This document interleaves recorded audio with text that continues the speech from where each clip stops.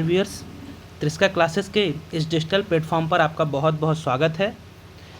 जैसे कि हमारी मध्य प्रदेश के साहित्यकारों की पूरी सीरीज चल रही थी, उसमें 2 पार्ट्स के मैंने आपको बता चुका है, जिसमें हमने मध्य प्रदेश के प्राचीनकालीन साहित्यकार, मध्य प्रदेश के मध्यकालीन साहित्यकार देख चुके हैं। आज हम देखने वाले हैं मध्य प्रदेश के आधुनिक साहित्यकार कौन कौन से हुए हैं, उनके बारे में आज हम चर्चा करेंगे और यहाँ से कौन कौन से प्रश्न पूछे जाएंगे, कौन कौन सी उनकी रचनाएं हैं, इसका भी मैं आपसे डिस्कस करूँगा।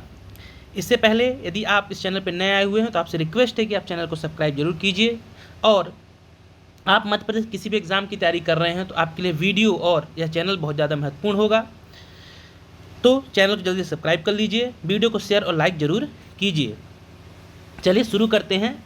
मध्य प्रदेश के आधुनिक साहित्यकारों के बारे में जानने का प्रयास करते हैं। सबसे पहले आप देख रहे होंगे माखनलाल चतुर्वेदी, पहले आधुनिक साहित्यकार हैं माखनलाल चतुर्वेदी। तो इनके बारे में देखते हैं क्या क्या खासियत है। तो पहले ही पॉइंट बहुत इंपॉर्टेंट है कि माखनलाल चतुर्वेदी जो हैं, माखनलाल चतुर्वेदी को एक भारतीय आत्मा के नाम से जाना जाता है। पहला बहुत ज़्यादा इंपॉर्टेंट फैक्ट ये कि किस साहित्यकार को एक भारतीय आत्मा के नाम से जाना जाता है, तो पंडित माखनलाल चतुर्वेदी को एक भारतीय आत्मा के रूप में पहचाना जाता है। इन्हें या उपाधि या उपनाम से हम जानते हैं। इनका जन्म होता 4 अप्रैल 1889 को मध्य प्रदेश के होशंगाबाद जिले के बाबई गांव में हुआ था। और आपको मैं बता दूं कि दोनों ही नाम अब बदल चुके हैं, तो करंट की दृष्टि से आप यहाँ ध्यान रखिएगा। जो होशंगाबाद है अब इसका नाम हो चुका है नर्मदापुरम, आपको याद रखना है। इस होशंगाबाद का नाम बदल के रख दिया गया है नर्मदापुरम। और ये जो बबई है इसका भी नाम अब माखन नगर हो गया। क्या बदल के रख दिया गया है? माखन नगर। ये दोनों ही नाम अब चेंज हो गए हैं, तो इन्हें भी आप अच्छे से ध्यान रखिए, यहाँ से भी आपसे क्वेश्चन पूछा जा सकता है। तो इनका जन्म हुआ था होशंगाबाद जिले में हुआ था, जो कि वर्तमान का नर्मदापुरम है, और बबई गांव में हुआ था, जो कि अब वर्तमान में माखन नगर के नाम से जाना जाता है। तो ये भी फैक्ट आपको अच्छे से ध्यान रखना है कि कहाँ पे इनका जन्म हुआ और कब हुआ। चलिए आगे देखते हैं। इनके पिता का नाम था पंडित श्री नंदलाल चतुर्वेदी, जो कि एक शिक्षक थे।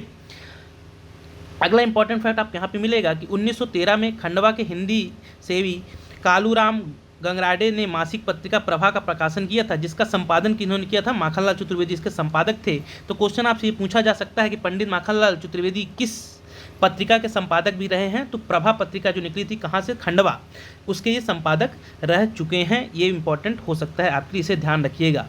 अगला है 1943 में, ये इंपॉर्टेंट फैक्ट आपके लिए अगला कि 1943 में हिंदी साहित्य का सबसे बड़ा जो उस समय पुरस्कार हुआ करता था, देव पुरस्कार, माखनलाल चतुर्वेदी को हिम किरीटनी के लिए दिया गया। किस रचना के लिए दिया गया? तो हिम किरीटनी रचना के लिए उन्हें उस समय मतलब 1943 में जब साहित्य अकादमी पुरस्कार वगैरह नहीं चल रहे थे, तो उस समय इन्हें सबसे बड़ा पुरस्कार था देव पुरस्कार, जो कि हिम किरीटनी जो इनकी प्रसिद्ध एक रचना है उसके लिए इन्हें मिला हुआ था। इस बात को भी आप ध्यान रखिए। नेक्स्ट है कि पुष्प की अभिलाषा और अमर राष्ट्र जैसी ओजस्वी रचनाओं के रचयिता को सागर विश्वविद्यालय से इन्हें डिलीट की 1959 में डिलीट की उपाधि से भी विभूषित किया गया। पुष्प की अभिलाषा भी इनकी बहुत ज़्यादा चर्चित रचना है। इन्हें कई सम्मान इस रचना के लिए भी मिले हुए हैं। उसी में से डिलीट जो मानद उपाधि होती है डॉक्टरेट की, ये भी दी गई थी पुष्प की अभिलाषा के लिए पंडित माखनलाल चतुर्वेदी को सागर विश्वविद्यालय के द्वारा, हरिसिंह गौर विश्वविद्यालय जिसका नाम है वर्तमान में, तो उसके द्वारा ये दिए गए थे। ये भी आप ध्यान रखिएगा। फिर 1963 में भारत सरकार के द्वारा इन्हें पद्म विभूषण से सम्मानित किया। तो माखनलाल चतुर्वेदी को पद्म विभूषण कब मिला? तो 1963 में पद्म विभूषण से सम्मानित किया गया। इस फैक्ट को भी आप अच्छे से ध्यान रखिएगा। चलिए आगे देखते हैं। फिर अगला इंपॉर्टेंट फैक्ट आपका ध्यान रखना है कि इनके काव्य संग्रह हिम तरंगिणी के लिए ही उन्हें 1955 में हिंदी साहित्य अकादमी पुरस्कार से सम्मानित किया गया। और इनका उपनाम एक भारतीय आत्मा है, ये मैंने बता चुका, शुरू हुई यहाँ से हुई थी अपनी लाइन। तो इनका उपनाम क्या है या किस कवि को एक भारतीय आत्मा के नाम से जाना जाता है? पंडित माखनलाल चतुर्वेदी। ये आपको ध्यान रखना है। इन्हें हिंदी साहित्य अकादमी पुरस्कार किस रचना के लिए मिला है? तो हिम तरंगिणी के लिए। किसके लिए? हिम तरंगिणी के लिए। कब मिला है? 1955 में मिला है। इन फैक्टों को भी आप विशेष रूप से ध्यान रखिएगा। अब इनकी रचनाओं के बारे में देखें तो राष्ट्रीयता से माखनलाल चतुर्वेदी के काव्य का कलेवर तथा रहस्यात्मक प्रेम उनकी आत्मा है या उसकी आत्मा है। मतलब राष्ट्रीयता और साथ ही साथ काव्य में इनके रहस्यात्मक प्रेम की जो विचारधारा है उसको ये बहुत ज़्यादा पसंद करते हैं, इनकी कविताओं में मिलती है देखने को।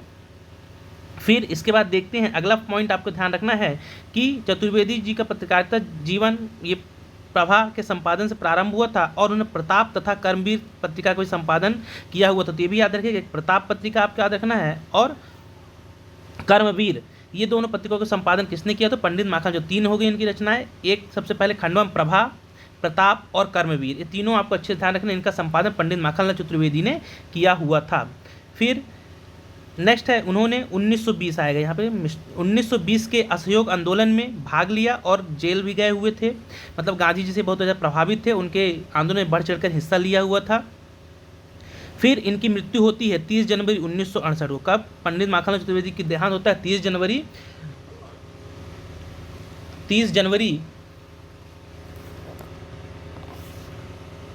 1968 को खंडवा में इनका क्या होता है, निधन कहाँ पे होता है, तो स्थान खंडवा में इनका निधन हो जाता है। ये भी याद रखना, स्थान खंडवा में इनका निधन होता है। अब इनकी प्रमुख रचनाएं जो कि एग्जाम की दृष्टि से बहुत ज़्यादा महत्वपूर्ण है, कौन कौन सी इनकी बहुत ज़्यादा प्रसिद्ध रचनाएं रही हैं, चर्चित रचनाएं हैं, तो आपका हेम किरीटिनी, हेम तरंगिणी, माता, समर्पण, युगाचरण, वेणुलो गुजे, धारा और विजरी, ये इनकी कुछ प्रसिद्ध रचनाएं रही हैं, इन्हें आप बहुत अच्छे से ध्यान रखिएगा। इसके अलावा और भी इनकी रचनाएं रही हैं जो इसमें नहीं हैं, ये विजुरी होगा, ये बिजरी नहीं लिखा, याद रखिए ये बिजुरी है, मिसप्रिंट है, ये विजुरी लिखा हुआ है, ये बिजरी नहीं विजुरी होगा।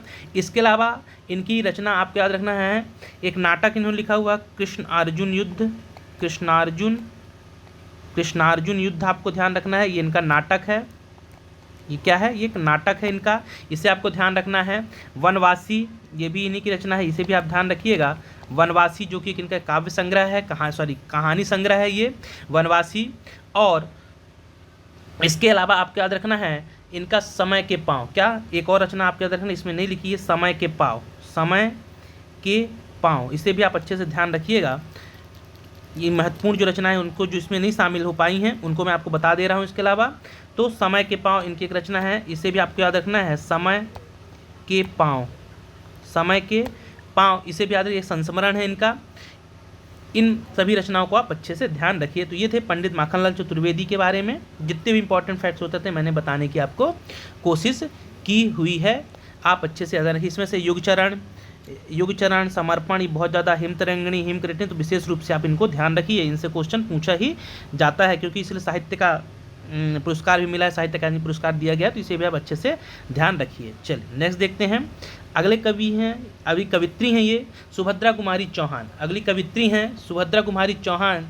बचपन में हम सब ने कविता पढ़ी होगी कि खूब लड़ी मर्दानी वह तो झांसी वाली रानी थी, जैसी राष्ट्र प्रेम से भरी हुई कविताओं की रचयिता सुभद्रा कुमारी चौहान का जो जन्म होता है, तो इनका जन्म 1904 में 16 अगस्त 1904 को होता है, 16 अगस्त 1904 को इनका जन्म होता है। और झांसी की रानी काव्यधारा के माध्यम से जन नायिका बनी और आधुनिक काल की राष्ट्रीय भाव व्यंजना की कवित्री सुभद्रा कुमारी चौहान का जन्म होता है। एक संपन्न परिवार में, ठाकुर परिवार में इनका जन्म होता है।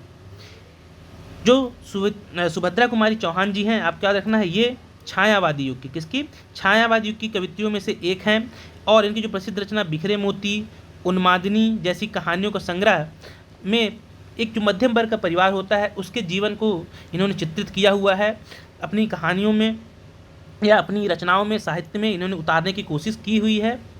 फिर इनके पिता का नाम क्या था, आपको ये ध्यान रखें, तो इनके पिता का नाम था रामनाथ सिंह, इनके पिता का नाम था रामनाथ सिंह। और यदि इनका आपसे पूछा जाए कि इनका मूल रूप से जो सुभद्रा कुमारी चौहान थी, इनका मूल जन्म कहाँ पे हुआ था, तो याद रखिए इनका जो जन्म हुआ था, मूल जन्म स्थान यदि पूछे कभी आपसे, तो याद रखिए इलाहाबाद। इनका जो मूल बर्थ प्लेस है ये इलाहाबाद में हुआ था। चूँकि इनकी जो विवाह हुआ था ये खंडवा में हुआ था, इसलिए मध्य प्रदेश के हम कवियों के अंतर्गत इनको पढ़ते हैं। तो इनकी जन्मभूमि इलाहाबाद है, जबकि कर्मभूमि कहें तो खंडवा में इनकी शादी होकर ठाकुर लक्ष्मण सिंह से इनकी शादी होती है और ये खंडवा, मध्य प्रदेश खंडवा में आ जाती हैं। तो इसे याद रखिएगा, ये इंपॉर्टेंस होता है। मूलतः यदि पूछे कि जन्म स्थान कहाँ है, तो सुभद्रा कुमारी चौहान का जन्म इलाहाबाद में हुआ था, इसे आप अच्छे से ध्यान रखिएगा। और इनका विवाह खंडवा निवासी ठाकुर लक्ष्मण सिंह के साथ हुआ था। आगे 1921 में गांधी जी के असहयोग आंदोलन में भाग लेने वाली प्रथम महिला थी। इंपॉर्टेंट फैक्ट है, आपको याद रखना है कि कवित्रियों में 1921 में गांधी जी के असहयोग आंदोलन में भाग लेने वाली प्रथम महिला कौन थी, तो सुभद्रा कुमारी चौहान ही थी। फिर आपको याद रखना है बिखरे मोती इनका पहला कहानी संग्रह था। इनकी पहली कहानी संग्रह कौन सा था, तो बिखरे मोती था। इसके अलावा इनकी कविताओं में, कविता का जो संग्रह है मुकुल, त्रिधारा और पंक्तियाँ, मुकुल और त्रिधारा इनकी क्या है, कविता संग्रह है। इसे आप अच्छे से ध्यान रखिएगा। इसके अलावा इनकी जो रचनाएं रही हैं, प्रसिद्ध रचनाएं और कौन कौन सी हैं, तो आगे हम देखते हैं इनकी और कौन कौन सी रचनाएं जो प्रसिद्ध रही हैं। तो आपको याद रखना है, इनका जो मृत्यु पहले देख लेते हैं कब हुई है। इनकी जो मृत्यु हुई 15 फरवरी 1948 को बसंत पंचमी के दिन सड़क दुर्घटना में क्या होता है, इनका निधन हो जाता है। फिर इनके जो काव्य संग्रह है, आपको याद रखिए, देखिए काव्य संग्रह में मैंने पूरा ऐसा बना दिया आपको ताकि आसानी रहे कौन से काव्य संग्रह कौन से कहानी संग्रह है। काव्य संग्रह मतलब जो कविताएं लिखी गई हैं, कहानी संग्रह जो कहानियाँ लिखी गई हैं। तो यहाँ पे जो काव्य संग्रह है सुभद्रा कुमारी चौहान के, वो आपको ध्यान रखना है। त्रिधारा, मुकुल, झांसी की रानी, वीरों का कैसा हो बसंत, इसे आप विशेष रूप से ध्यान रखिए, कई बार पूछा भी गया वीरों का कैसा हो बसंत किसकी रचना है, तो सुभद्रा कुमारी चौहान का, ये इनके काव्य संग्रह हैं। इसके अलावा आपको याद रखना है कि इनकी जो कहानी संग्रह ये कौन कौन से रहे हैं, तो कहानी संग्रह इनके दो रहे हैं, एक बिखरे मोती और उन्मादिनी। बिखरे मोती और उन्मादिनी इनकी कहानी संग्रह है। बाल साहित्य में सभा के खेल और सीधे साधे चित्र, जो बच्चों के लिए जो साहित्य लिखे गए बाल साहित्य बाल कहानियाँ जो रहती हैं उनमें सभा के खेल और सीधे साधे चित्र है। कहानी संग्रह बिखरे मोती बहुत ज़्यादा प्रसिद्ध, इससे बहुत अच्छे से आप ध्यान रखिए, कई एग्जामों में पूछा गया है, तो इसे आप विशेष रूप से ध्यान रखिएगा। तो ये थी आपकी सुभद्रा कुमारी चौहान और उनकी प्रसिद्ध रचनाएं, और क्या क्या फैक्ट्स इसके बारे में आपसे पूछा जा सकता है उसको मैंने बताया। चलिए आगे देखते हैं। नेक्स्ट अगले कवि हैं गजानन माधव मुक्तिबोध। अगले जो कवि हैं गजानन माधव मुक्तिबोध, ये जो हैं गजानन माधव मुक्तिबोध, ये प्रगतिवादी तथा प्रयोगवादी कवियों में महत्वपूर्ण स्थान रखते हैं। प्रगतिवादी और प्रयोगवादी कवि जो कवि जो कहें कि हम साहित्य का जो इतिहास में हम कालखंड में डिवाइड करते हैं, तो प्रगतिवादी और प्रयोगवादी कवियों में इनका महत्वपूर्ण स्थान है। किसका? गजानन माधव मुक्तिबोध का। फिर आपको आगे ध्यान रखना इनका जन्म कहाँ हुआ है, तो मुक्तिबोध का जन्म 14 नवंबर 1917 को श्योपुर जिले में हुआ था। कहाँ पे होता है? श्योपुर जिले में होता है। और इनकी मृत्यु होती है 11 सितंबर 1964 को। 11 सितंबर 1964 को इनकी मृत्यु होती है। आगे देखते हैं इनकी क्या खासियत है, तो उन्हें प्रगतिशील कविता तथा नई कविता के बीच एक सेतु के रूप में जाना जाता है। फिर आगे देखते हैं, इसके बाद आपको ध्यान रखना है कि मुक्तिबोध जो थे ऐसे कवि थे जिनके लिए मुक्तिबोध गद्य और पद्य दोनों रचनाएं की, तथा उनकी रचनाएं महत्वपूर्ण गद्य पद्य दोनों में इन्होंने रचना की हुई है। और इनकी प्रमुख जो रचनाएं काव्य संग्रह कौन कौन से इसे हम देखते हैं, तो इनके जो सबसे प्रसिद्ध रचना है चांद का मुँह टेढ़ा। चांद का मुँह टेढ़ा इनकी एक प्रसिद्ध रचना है, चांद का मुँह टेढ़ा। फिर नए निबंध भी इनकी रचना है, इसमें नहीं लिखा हुआ, पहले तार सप्तक, भूरी भूरी खाक धूल, सतह से उठता आदमी, चंबल की छाती, भूल गलती शक्ति के। इसके अलावा आपको और कौन सी इनकी रचनाएं याद रखनी है वो भी मैं आपको बता दे रहा हूँ, और कुछ छूट गई हैं जो इसमें नहीं है। इसके अलावा आपको इनके बारे में याद रखना है नए निबंध, ये भी इन्हीं की एक रचना है, नए निबंध, इसे आपको ध्यान रखना है विशेष रूप से, नए निबंध इसे आप ध्यान रखिए। और एक साहित्यिक की डायरी, ये भी याद रखिएगा, एक साहित्यिक की डायरी, ये भी एक रचना है इनकी, एक साहित्यिक की डायरी, ये भी आपको ध्यान रखना है, एक साहित्यिक की डायरी, ये भी इनकी रचना है, किसकी? पंडित गजानन माधव मुक्तिबोध की। तो इसे भी आप विशेष रूप से ध्यान रखिएगा।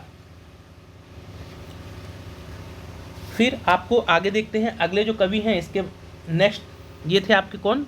गजानन माधव मुक्तिबोध, उनकी रचनाएं और क्या खासियत थी, कब जन्म हुआ, कहाँ जन्म हुआ।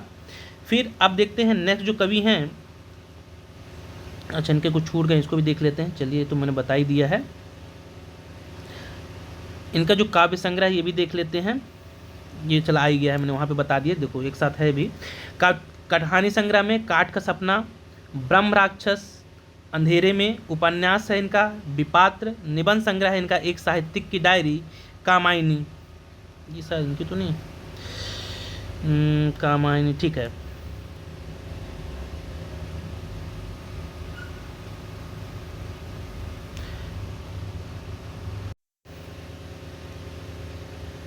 यहाँ पे देखते हैं आगे, जो यहाँ पे इनकी जो रचना दी कामायनी एक पुनर्विचार है। कामायनी बस नहीं है क्योंकि पंडित जयशंकर प्रसाद की है कामायनी रचना, तो कामायनी एक पुनर्विचार इनका निबंध संग्रह। तो ये थी पंडित गजानन माधव मुक्तिबोध की प्रमुख, जो गजानन माधव मुक्तिबोध है उनकी प्रमुख कौन कौन सी रचनाएं, काव्य संग्रह कौन से, कहानी संग्रह कौन से, उपन्यास कौन से थे, इसे आप विशेष रूप से तैयार कीजिएगा।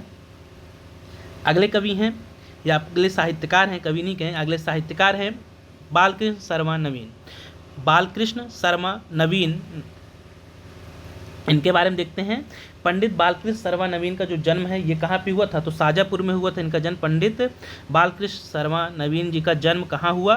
तो यह मध्य प्रदेश के शाजापुर जिले के भयाना ग्राम, कौन से? भयाना है, ठीक है ना, भयाना नामक ग्राम में हुआ था इनका जन्म, ये भी ध्यान रखिएगा। मयाना नहीं, ये भयाना है। भयाना नामक ग्राम में हुआ था 8 सितंबर 1897 को। 8 सितंबर 1897 को इनका जन्म होता है। गांधी विचारधारा से बहुत ज़्यादा प्रभावित रहते हैं, गांधी विचारधारा से प्रभावित रहते हैं। और एक इंपॉर्टेंट फैक्ट आपको ये ध्यान रखना, आजकल ऐसे क्वेश्चन बहुत ज़्यादा हिडन पूछ लेते हैं कि स्वतंत्रता के पश्चात जो संविधान निर्मात्री परिषद थी उसका सदस्य भी कौन थे? तो बालकृष्ण सर्वानवीन जो थे, स्वतंत्रता आंदोलन में इन्होंने भाग लिया हुआ है। साथ ही साथ ये जब संविधान निर्माण किया जा रहा था तो उसकी जो परिषद बनी थी, संविधान निर्मात्री परिषद, उसके सदस्य भी थे पंडित बालकृष्ण सर्वानवीन। आपसे क्वेश्चन पूछा जा सकता है कि मध्य प्रदेश के कौन से निम्न साहित्यकार हैं जो संविधान निर्मात्री सभा के सदस्य भी रहे हैं? ऐसा क्वेश्चन आपसे पूछा जा सकता है, तो ये फैक्ट आप अच्छे से ध्यान रखिएगा। फिर 1952 से अपने अंतिम दिनों तक नवीन जी लोकसभा तथा राज्यसभा के सदस्य भी रहे। इनका देहावसान कब होता है? तो इनका देहांत या निधन होता है दिल्ली में 29 अप्रैल 1960 को। 29 अप्रैल 1960 को इनका निधन हो जाता है। और ये भी याद रखिएगा, प्रभा और जो प्रताप नाम की जो पत्रिका चल रही थी उसका संपादन कार्य इन्होंने भी किया हुआ है, ये भी आपको ध्यान रखना है। प्रभा और प्रताप नाम की जो पत्रिका थी इसका भी संपादन इन्होंने किया हुआ है। अब इनकी देखते हैं प्रमुख रचनाएं कौन कौन सी हैं। इनकी जो प्रमुख रचनाएं हैं उसमें से सबसे जो प्रसिद्ध है महाकाव्य उर्मिला, इसे आप बहुत अच्छे से याद रखिएगा। उर्मिला जो कि एक महाकाव्य है। खंड काव्य 1962 में था प्राण अर्पण इनका जो खंड काव्य है। इसके अलावा काव्य संकलन में आपको बहुत अच्छे से ध्यान रखना है कुमकुम, अपलक, रश्मि रेखा, कई बार एग्जाम में पूछा गया है। फिर विनोबा स्तमन, हम विस्पाई जन्म के, ये इनके कुछ काव्य संकलन है, कविताएं हैं। फिर जो सबसे ज़्यादा प्रसिद्ध है इनका याद रखना उर्मिला जो महाकाव्य है, जो कि रामायण कालीन जो लक्ष्मण की पत्नी रहती हैं उर्मिला, उनके बारे में लिखा गया है, यह महाकाव्य है। तो इसे भी आप बहुत अच्छे से ध्यान रखिए, कई बार एग्जाम पूछा गया उर्मिला किसकी रचना है या उर्मिला कैसा काव्य। तो उर्मिला एक महाकाव्य है जो कि बालकृष्ण सर्वानवीन को सबसे ज़्यादा विशेष ख्याति प्रदान करता है। इसे आप ध्यान रखिए, इससे ज़्यादा इन्हें, इस रचना से बहुत ज़्यादा इन्हें प्रसिद्धि मिली हुई थी, इसे आप अच्छे से ध्यान रखिएगा। तो ये थे पंडित बालकृष्ण सर्वानवीन। मैं थोड़ा जल्दी कर रहा हूँ क्योंकि वीडियो बहुत लंबा हो जाता है और आप लोग देखते भी नहीं हैं, तो मैं थोड़ा जल्दी बताने की कोशिश कर रहा हूँ क्योंकि बहुत सारे आधुनिक कवि हैं। फिर देखते हैं अगले कवि हैं भवानी प्रसाद मिश्र। अगले कवि हैं भवानी प्रसाद मिश्र। भवानी प्रसाद मिश्र का जन्म 23 मार्च 1913 को मध्य प्रदेश के होशंगाबाद या नर्मदापुरम के टिगरिया ग्राम में होता है। ग्राम खिरिया, टिगरिया या खिरिया, एग्जैक्ट नाम देखो तो कहीं खिरिया मिलता है या टिगरिया, इस ग्राम में होता है। फिर इसके बाद आपको ध्यान रखना है कि उन्होंने गांधी जी के विचारों से प्रभावित होकर 1942 के भारत छोड़ो आंदोलन में भाग लिया और कारावास का भोगा, मतलब जेल भी गए हुए थे। और वर्धा महाराष्ट्र में आता है, उन्होंने वर्धा के निवास स्थान बनाया और जहां 1985 में इनकी मृत्यु हो जाती है। 1985 में इनकी मृत्यु हो जाती है। अब इनकी प्रमुख कौन कौन सी रचनाएं रही हैं भवानी प्रसाद मिश्र की देखते हैं। तो इनकी जो प्रमुख रचनाएं रहे गांधी पंचसती, गीत फरोश, दूसरा साप्तक, चकित है दुख, अंधेरी कविताएं, बुनी हुई रस्सी, खुशबू के शिलालेख, अनाम तुम आते हो, सन्नाटा, इदम मम, नीली रेखा तक। और इसके अलावा और जो रचना है अनाम तुम आते हो, और इसके बाद है इनकी तूस की आग आदि इनकी क्या है प्रमुख रचना है। याद रखिए गांधी पंचसती इनका एक महाकाव्य है, ये याद रखिएगा कि जो गांधी पंचसती है ये एक महाकाव्य है, इसे आप अच्छे से ध्यान रखिएगा। और जो प्रसिद्ध इसमें गीत फरोश आपको अच्छे से रखना, चकित है दुख, अंधेरी कविताएं, ये बहुत ज़्यादा इनकी प्रसिद्ध या चर्चित रचनाएं रही हैं। साथ ही साथ आपको दो और याद रखना इनके बारे में, सतपुड़ा के घने जंगल, कौन सी रचना, एक रचना इसमें जो नहीं है कविता है, सतपुड़ा के घने जंगल, बचपन में हम सबने पढ़ा होगा इसको, सतपुड़ा के घने जंगल, ये भी किसकी रचना है, तो ये भी रचना है भवानी प्रसाद मिश्र की, पंडित भवानी प्रसाद मिश्र की रचना है। सतपुड़ा के कविता है ये, गीत फरोश और सतपुड़ा के घने जंगल इनकी प्रसिद्ध कविताएं हैं, ये याद रखिएगा, ये कविताएं हैं, ठीक। और फिर इसके बाद देखते हैं आगे, 1981-82 में ये हिंदी सम्मान से सम्मानित किए गए। 1981-82 में उत्तर प्रदेश हिंदी संस्थान के संस्थान सम्मान से इन्हें सम्मानित किया गया। और फिर अगला है 1983 मध्य प्रदेश शासन का शिखर सम्मान से इन्हें सम्मानित किया गया। 1983 में इन्हें मध्य प्रदेश का शिखर सम्मान जो है उसके द्वारा इन्हें क्या किया गया, सम्मानित किया गया। ये आपको ध्यान रखना है। चलिए नेक्स्ट देखते हैं। अगले जो कवि हैं या साहित्यकार हैं हरिशंकर परसाई। अगले जो आधुनिक साहित्यकार में अगले हैं हरिशंकर परसाई। हरिशंकर परसाई प्रसिद्ध व्यंग्यकार माने जाते हैं। इनकी आप कभी रचनाएं पढ़िए, लेख वगैरह जो आते हैं बहुत ज़बरदस्त रहते हैं। तो हरिशंकर जो परसाई हैं हिंदी व्यंग्य के प्रवर्तक और पितामह हरिशंकर परसाई का जन्म 22 अगस्त 1924 को होशंगाबाद, ये भी होशंगाबाद में जन्म होता है, इनके याद रखिएगा। होशंगाबाद जो वर्तमान में कौन सा है, नर्मदापुरम, जो वर्तमान का क्या है, नर्मदापुरम है। होशंगाबाद जो चेंज हो गया ना इसका नाम, तो अब क्या इसे आप कहते हैं ना नर्मदापुरम। और गांव का नाम है जमानी। कौन सा गांव है, जमानी ग्राम में इनका क्या होता है, जन्म होता है। फिर अगला ही फैक्ट बहुत ज़्यादा इंपॉर्टेंट, अगली लाइन आपको, जबलपुर से वसुधा नामक पत्रिका प्रकाशित की और देश के कई समाचार पत्र पत्रिकाओं में उन्होंने व्यंग और रचनाएं प्रकाशित होती रहीं या रचनाएं प्रकाशित हुई। तो वसुधा पत्रिका का प्रकाशन कहाँ से होता है, तो जबलपुर से। कौन थे इसके संपादक, कौन से रहे हुए हैं, तो हरिशंकर परसाई। इसे आपको अच्छे से ध्यान रखना है। फिर इनकी एक और पत्रिका रही है, उसे भी आप ध्यान रखें। जब वसुधा का नाम आया तो मैं आपको बता दूं इनकी एक पत्रिका रही प्रहरी। पहरी भी इनकी पत्रिका रही है। और वसुधा के साथ तो ऐसा रहा है कि घाटे में चल रही थी, ये वसुधा पत्रिका घाटे में चल रही थी, इसके बावजूद भी इन्होंने इसका प्रकाशन करवाया।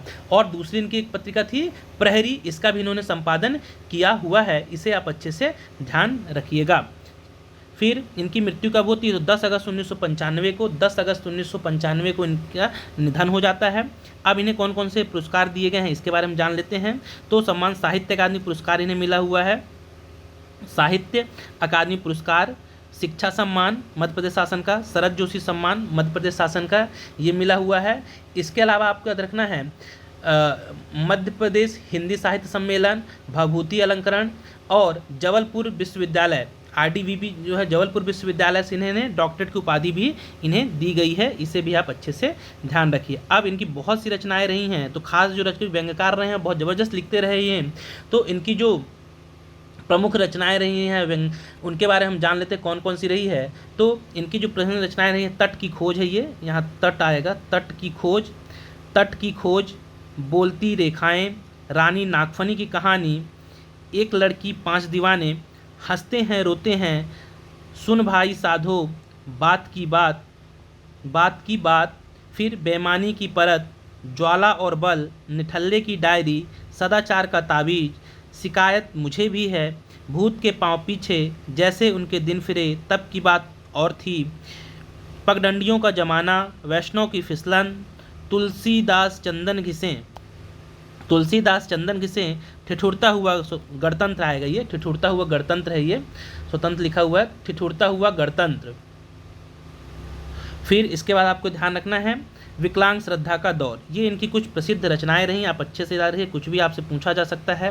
तो खासकर जो ज़्यादा चर्चित रचनाएं थी मैं आपको बता देता हूँ। हंसते हैं रोते हैं, ये भी आप इसमें शायद नहीं है, एक और याद रखिए, हंसते हैं रोते हैं, ये भी इनकी प्रसिद्ध व्यंग्य रहा है। हंसते हैं रोते हैं, रानी नागफनी की कहानी, तट की खोज, भूत के पाँव पीछे, ये सब रचनाएँ भी इन्हें आप अच्छे से ध्यान रखिएगा, ये भी आपसे पूछी जा सकती हैं। तो ये थे पंडित हमने देखा किसके बारे में, ये परसाई जी, हरिशंकर परसाई जी के बारे में। फिर आगे चलते हैं अगले नेक्स्ट। अच्छा ने ये भी है तो बहुत अच्छी बात है, यदि ऐसा मैंने कर है तो ये देखिए इसमें प्रमुख कृतियों के उपन्यास में कौन कौन से हैं। तो ये ऐसे भी क्वेश्चन पूछ ले जाते हैं, कौन सा उपन्यास है इसमें से, या कौन सा कहानी संग्रह है, या कौन सा कविता संग्रह है, यदि ऐसे क्वेश्चन बनते हैं तो एक जगह है ये आपके कि उपन्यास में कौन कौन से हैं। तो रानी नागफनी की कहानी, तट की खोज, ज्वाला और जल। कहानी संग्रह हंसते हैं रोते हैं, जैसे उनके दिन फिरे, भोला राम का जीव। फिर संस्मरण तिरछी रेखाएं इनका संस्मरण है। फिर इसके बाद देखते हैं लेख संग्रह में, ये इतने सारे जो नाम हैं आप देख लीजिए क्योंकि वीडियो बहुत लंबा हो रहा है।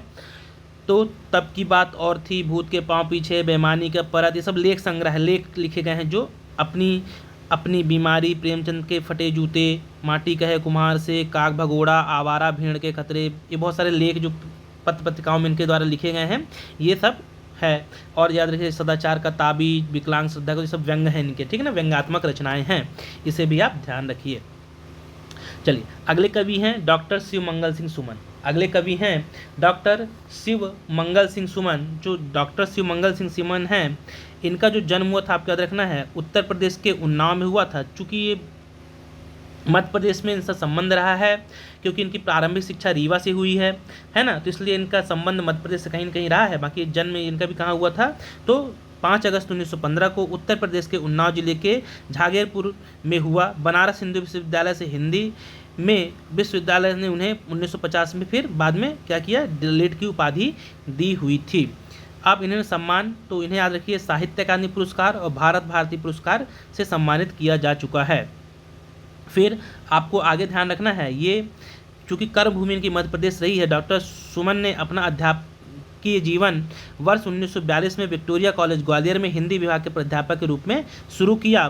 फिर याद रखिए अगला, ये बहुत ज़्यादा इंपॉर्टेंट फैक्ट है कि जो डॉक्टर शिव मंगल सिंह सुमन रहे हैं 1967 में विक्रम विश्वविद्यालय उज्जैन के कुलपति के रूप में भी कार्य किया। और उज्जैन में कहाँ इनकी मृत्यु कहाँ होती है, तो 27 नवंबर 2002 को हिंदी साहित्य का यह उपासक सूर्य में विलीन हो गया, मतलब इनका निधन हो जाता है उज्जैन में। जन्म हुआ है इलाहाबाद में, ग्वालियर में प्राध्यापक के रूप में रहे हैं, फिर उसके बाद कुलपति रहे विक्रम विश्वविद्यालय उज्जैन का, और उज्जैन में इनकी क्या हो जाती है, मृत्यु हो जाती है। अब भारत सरकार के द्वारा कौन कौन से सम्मान दिए गए हैं, तो भारत सरकार के द्वारा इन्हें पद्मश्री, पद्म भूषण और मध्य प्रदेश सरकार के द्वारा शिखर सम्मान से भी सम्मानित किया गया है। इसे भी आप अच्छे से ध्यान रखिएगा। अब देखते हैं कि इनकी कौन कौन सी रचनाएं रही हैं जो प्रसिद्ध रही हैं, तो इनकी रचनाओं के बारे में जान लेते हैं। तो जो इनकी रचनाएं रही हैं, इनकी जो रचनाएं रही हैं इसमें आपको याद रखना है प्रसिद्ध रचनाएं रही हैं हिल्लोल, जीवन के गान, प्रलय सृजन और विश्वास बढ़ता ही गया जैसी कुछ प्रसिद्ध रचनाएं रही हैं। और एक है पर आँख नहीं भरी, पर आँख नहीं भरी, ये थी इनकी कुछ प्रसिद्ध रचनाएं। इसके अलावा आपको ध्यान रखना है विंध्य हिमालय, एक और बहुत प्रसिद्ध रचना रही है इनकी, उसके बारे में बता डॉक्टर शिव मंगल सुमन की मिट्टी की बारात। क्या, मिट्टी की बारात, ये भी क्या है, मिट्टी की बारात, ये भी इनकी एक प्रसिद्ध रचना रही है, इसे भी आप ध्यान रखिएगा। और जो खासकर विश्वास बढ़ता ही गया के लिए इन्होंने देव पुरस्कार, जो कि सबसे बड़ा पुरस्कार होता था साहित्य का, वो भी इन्हें मिला हुआ था। इस बात को भी आप अच्छे से ध्यान रखिएगा। विंध्य हिमालय, युग का मोल, ये भी इनकी रचनाएं रही हैं। हिल्लोल इनका कविता संग्रह है, ये कविता संग्रह है हिल्लोल, ये ध्यान रखिएगा। तो ये थे शिव मंगल सिंह सुमन। इसके अलावा आपको ध्यान रखना है अगले जो कवि हैं नेक्स्ट शरद जोशी, अगले साहित्यकार हैं आधुनिक में, शरद जोशी के बारे में जान लेते हैं। शरद जोशी भी एक प्रसिद्ध व्यंग्यकार हैं। इनकी विधा क्या है, व्यंग्यात्मक रचनाएं लगते हैं ये। तो ये व्यंग्यकार शरद जोशी का जन्म 21 मई 1931 को उज्जैन में हुआ। 23 मई है, 23 मई 1931 को इनका उज्जैन में क्या होता है, जन्म होता है। इसके अलावा आप देखते हैं उनकी रचनाएं जो प्रसिद्ध रही, उनकी रचनाएं दैनिक नई दुनिया के परिक्रमा नामक स्तंभ में लंबे समय तक प्रकाशित रही हैं। फिर उन्हें भारत सरकार के द्वारा पद्मश्री से सम्मानित किया गया, पद्मश्री से 1993 में, और सितंबर 1991 में क्या होता है, इनका निधन हो जाता है। अब जानते हैं इनको कौन से व्यंग निबंधात्मक कौन से लिखे हुए हैं, कौन से व्यंग निबंध, कौन सी कहानी, कौन से नाटक। तो जो शरद जोशी जी हैं इन्होंने परिक्रमा, फिर किसी बहाने, जीप पर सवार इल्लियाँ, जीव नहीं है, जीप पर सवार इल्लियाँ होंगी, जीप पर सवार इल्लियाँ, जीप पर सवार इल्लियाँ, राह किनारे बैठ, दूसरी सतह, पिछले दिनों, यथासंभव, ये सब इनके व्यंग निबंध रहे हैं। फिर नाटक में बात करें तो अंधों का हाथी इनका नाटक है, अंधों का हाथी, एक था गधा, और कहानी संग्रह तिलिस्म है, कहानी संग्रह तिलिस्म आएगा, ये गलत लिखा हुआ है, ये तिलिस्म है, इनकी कहानी संग्रह का नाम है तिलिस्म इनका जो कहानी संग्रह रहा है। उपन्यास की बात करें तो उपन्यास में मैं और केवल मैं, उपन्यास में मैं और केवल मैं सम्मान जो इनको और मिला है, काका हाथरसी पुरस्कार से सम्मानित किया गया है। और सरस्वती मार्तंड की उपाधि भी इन्हें इंदौर के द्वारा दी गई थी, इसे भी आप अच्छे से ध्यान रखेंगे। फिर अच्छा, इनके डेट शायद कॉन्फ्लिक्ट हो रहा है, 2 मिनट रुकना। जो डेट है ये 21 मई ही है ना, इसको सुधारना है यहाँ पे। इनकी जो डेट है ये 21 मई सही है, ठीक है ना, 23 नहीं, ये 21 सही है, ठीक, 21 सही है ये। चलिए ये थी इनकी रचनाएं किसकी, शरद जोशी जी के, ये भी एक प्रसिद्ध व्यंग्यकार रहे हैं, इस बारे में आप ध्यान रखिए। इसके अलावा अब आपको कौन कौन से और याद रखने हैं, तो इसके अलावा और कौन कौन से साहित्यकार रहे हैं जिनका मध्य प्रदेश से संबंध रहा है और आजकल कुछ भी क्वेश्चन आपसे पूछ लिया जाता है। तो देखिए इसके अलावा और मध्य प्रदेश कौन कौन से साहित्यकार आपको ध्यान रखना है, मालती जोशी, ये भी मध्य प्रदेश का संबंध रहा आधुनिक समय में देखें तो, चंद्रकांत देवताले, इनके बारे में भी आप ध्यान रखिएगा, चंद्रकांत देवताले। अमृतलाल बेगड़, अमृतलाल बेगड़ यूपीएससी में इनके बारे में क्वेश्चन पूछा गया था, ये चित्रकार भी हैं, चित्रकार हैं, लेखक हैं, है ना, चित्रकार लेखक हैं, और नर्मदा पुरुष के नाम से भी इन्हें जाना जाता है, तो इसे भी आप ध्यान रखिए। कवि बाल बैरागी, पिछले साल यूपीएससी में क्वेश्चन पूछा गया था इनके बारे में, कवि बाल बैरागी ये भी सांसद सदस्य रह चुके हैं, ये मतलब ये एमएलए एमपी रह चुके हैं ये। फिर कवि प्रदीप, जिनका हाल ही में निधन हुआ, तो इन्हें भी आप अच्छे से ध्यान रखिएगा, ये सब मध्य प्रदेश का संबंध है। राजकुमार वर्मा, राजकुमार वर्मा के बारे में भी आप अच्छे से ध्यान रखिएगा, राजकुमार वर्मा। फिर इसके बाद आपको दो नाम दिख रहे हैं, ईश्वरी और संत सिंगा जी, ये लोक साहित्यकार हैं, मध्य प्रदेश के लोक साहित्यकार कौन कौन से हैं, जो लोकल भाषाएं होती हैं, लोक भाषाएं जो होती हैं उनके में जो साहित्य लिखते हैं, तो ईश्वरी, संत सिंगा जी। और आपको याद रखना है घाघ, जिन्हें हम किसी वैज्ञानिक के नाम से जानते हैं, ये नाम भी आपको बहुत अच्छे से ध्यान रखना है, घाघ जी के बारे में, भी लोक साहित्यकार रहे हैं। इसके अलावा आपको एक नाम और याद रखना है, ईश्वरी हो गए, सिंगा जी हो गए और घाघ हो गए, तो ये कुछ प्रसिद्ध लोक साहित्यकार रहे हैं, इन्हें भी आप बहुत अच्छे से ध्यान रखिएगा, इनसे भी क्वेश्चन पूछे जा सकते हैं। ये निमाड़ी और मालवी, निमाड़ी, इन भाषाओं में इनकी रचनाएं रही हैं, तो इन्हें भी आप विशेष रूप से हल्का फुल्का नज़र मार के जरूर जाइए। तो ये था आपका आधुनिक साहित्यकारों के बारे में पूरी जानकारी। मुझे ऐसी उम्मीद है कि आपको यह कंटेंट आपके परीक्षा की दृष्टि से बहुत ज़्यादा उपयोगी साबित होगा, ऐसा मेरा मानना है। यदि वीडियो आपको अच्छा लगा हो तो चैनल को ज़्यादा से ज़्यादा सब्सक्राइब कीजिए और शेयर जरूर कीजिए वीडियो को। फिर मिलेंगे किसी नए वीडियो के साथ, तब तक के लिए बहुत बहुत धन्यवाद।